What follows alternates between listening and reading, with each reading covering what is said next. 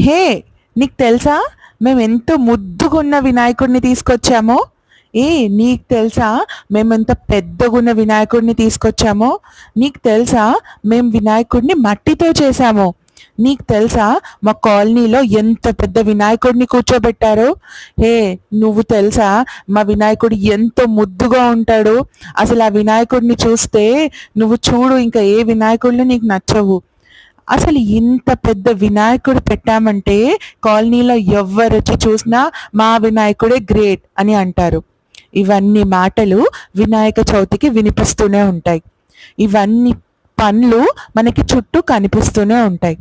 కానీ ఆ వినాయకుడు వస్తాడు, 11 రోజులు ఉంటాడు, మనతో పాటు ప్రేమగా, ఆప్యాయతతో మనందరితో స్పెండ్ చేస్తాడు. మనం కూడా డాన్స్ చేస్తాం, హ్యాపీగా ఉంటాం, ఎంజాయ్ చేస్తాం. బట్ ఏం నేర్చుకుంటున్నాం?